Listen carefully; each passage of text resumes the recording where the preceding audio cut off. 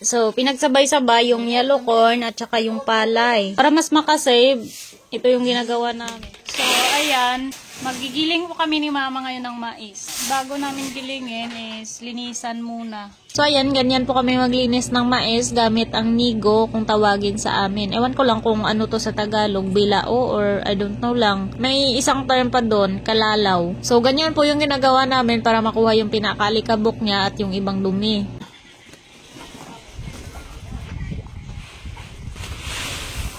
Ayan.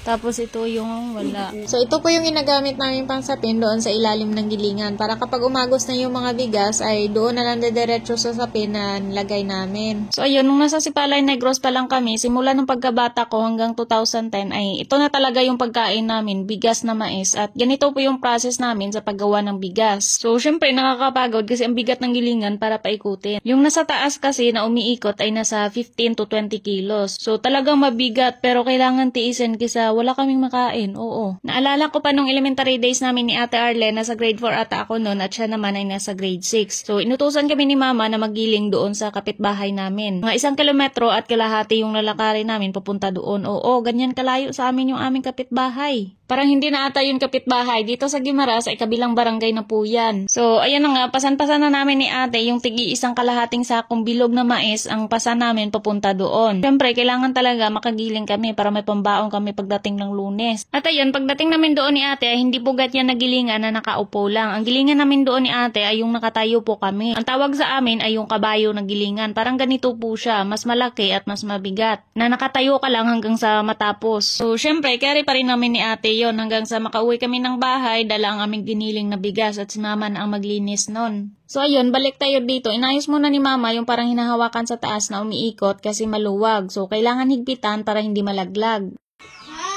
Kutsara.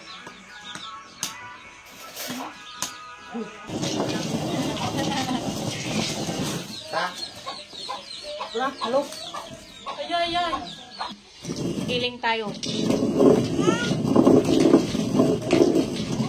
Ito siya, oh.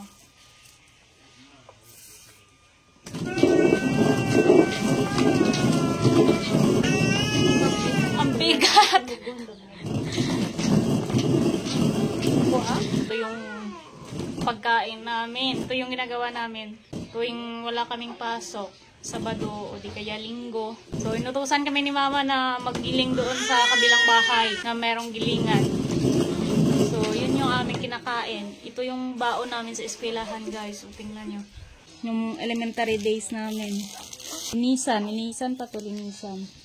Tapos, yung bigas niya, yun lang yung kunin namin. Tapos, yun yung silbi naming bigas. So, ang bigat pala ng gilingan na to.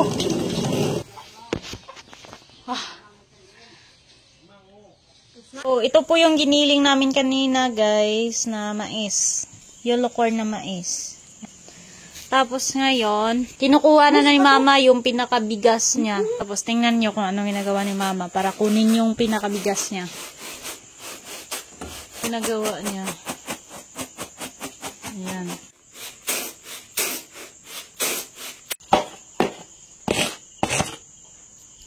Ayan. Lintok ang tawag sa amin dito.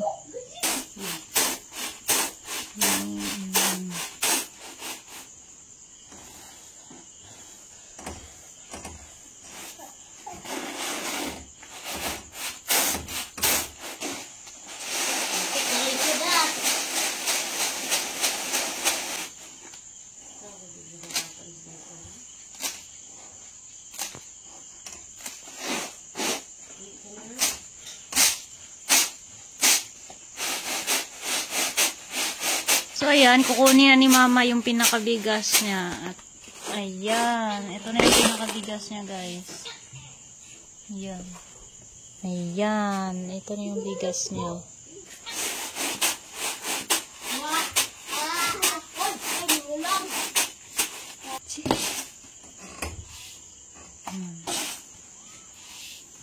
Malalaking, ano na po yan, malalaking crack. So, hindi na pwede yun gawin bigas. So, ito na yung last. So, itry ko din, guys.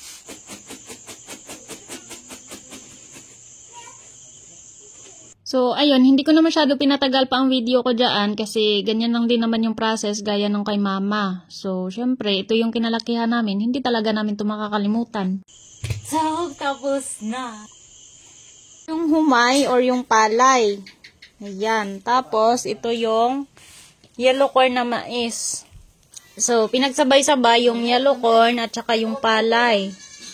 Yan, tingnan nyo.